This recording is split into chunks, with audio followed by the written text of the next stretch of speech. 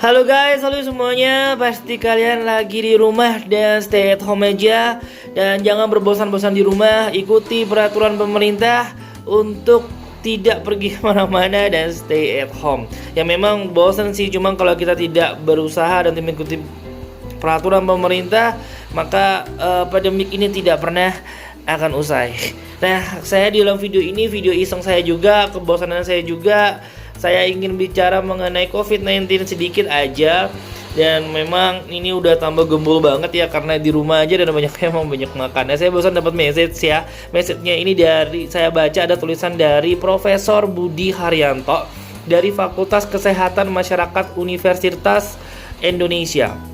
Ia mengatakan bahwa tingginya kasus dan kematian karena COVID-19 itu terutama dipicu oleh polusi udara. Nah, sebenarnya untuk polusi udara ini apa sih yang harus kita lakukan? Saya ingin sih benernya sharing sedikit ya, bahwa COVID-19 ini sebenarnya sangat-sangat membawa dampak positif, dan ini benar-benar dapat kita petik dari setiap jangkauan masyarakat yang ada di dunia. Tidak hanya di Indonesia, tapi di dunia aja.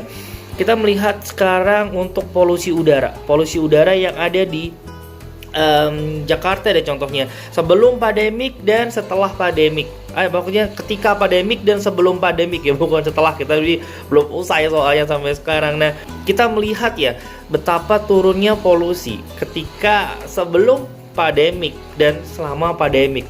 Turunnya sangat drastis banget gitu loh. Dan kita harus benar-benar mereduce polusi ini untuk mengurangi atau memberhentikan rantai penyebaran dari COVID-19. Nah, bagaimana atau solusi apa aja yang harus kita lakukan untuk mengurangi polusi? Banyak orang yang mengatakan bahwa untuk mengurangi mengurangi polusi ya itu adalah dari sektor transportasi. Kita harus mengurangi namanya kendaraan. Ya ini memang sangat bagus banget kan.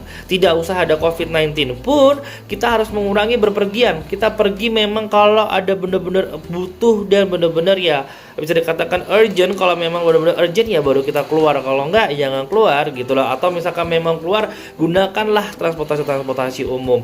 Ada lagi juga orang yang mengurangi polusi dengan cara mengubah dietnya, yaitu adalah menjadi vegan atau menjadi vegetarian atau menjadi plant based atau apapun itu, karena mereka memiliki kepercayaan bahwa dengan mengurangi namanya di sektor peternakan maka polusi akan turun secara drastis, karena menurut mereka juga bahwa peternakan itu menyumbang emisi yang paling tinggi bila dibandingkan dengan sektor manapun, dan itu sangat-sangat merusak bumi kita, merusak lingkungan kita, dan merugikan masyarakat kita. Dan langkah ketiga apa yang harus kita lakukan yaitu adalah menggunakan energi terbarukan, seperti misalnya energi matahari, menggunakan energi angin. Tapi sementara ini masih orang banyak yang khawatir dan merasa bahwa menggunakan energi terbarukan ini adalah mahal. Nah, yang keempat yaitu adalah yang menyangkup semuanya yang saya ingin sharing kepada teman-teman, yaitu adalah mengenai sustainable living. Nah, sebenarnya apa sih itu sustainable living? Sustainable living itu adalah kehidupan yang berkelanjutan dan tidak pernah akan habis. Nah, saya akan bahas sedikit, mungkin saya akan bahas lebih detail di video lainnya. Yang kebutuhan yang paling penting nih ya di sustainable living, kebutuhan manusia yang paling penting yaitu yang seperti kita ketahui, yaitu adalah sandang, pangan, papan, ya kan? Nah, sandang, papan ini dulu kita masih belajar, tapi kita masih lupa kita juga butuh namanya energi. Nah, sekarang kita bahas mengenai papan ya. Semua orang udah punya rumah, semua udah punya bangunan. Kalau yang masih sewa atau apapun ya, entah, paling nggak kalian sudah punya bangunan yang beratap dan untuk tempat berteduh dan untuk tempat tinggal. Nah, kita balik lagi masalah ke yang kita butuhkan adalah makanan. Misalnya makanan ini, kalau orang yang melakukan konsep sustainable living, ya kan, mereka melakukan pertanian urban farming yang berada di rumah mereka, sehingga tujuannya adalah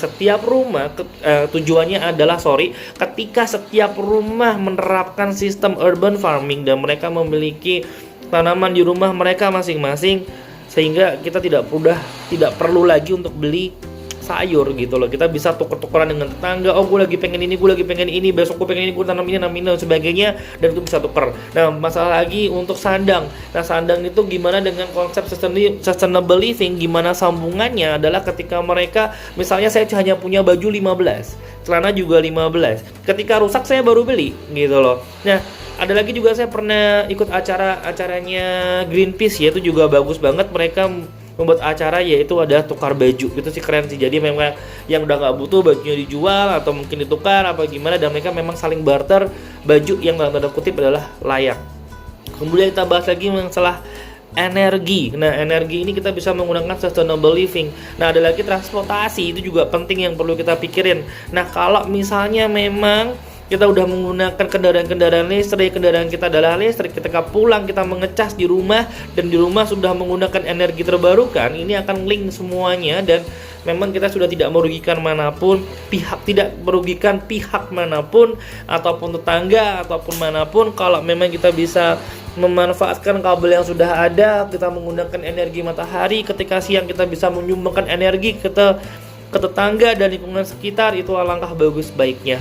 Nah, sekarang teman-teman tinggal mau pilih yang mana. Sorry kalau ngomongnya terlalu cepat. Tinggal mau pilih mana untuk mengurangi polusi. Bisa memilih mengurangi transportasi, bisa mengubah diet untuk menjadi vegan, atau menggunakan energi terbarukan, atau yang paling terakhir adalah menerapkan konsep sustainable living. Oke, dari keempat topik ini saya akan membahas satu-satu untuk lebih detailnya di next videonya kalau saya masih rajin dan nggak tahu juga, tapi saya memang rencana untuk membahas 4 ini. Oke, sampai jumpa di video lainnya, and see you and thank you.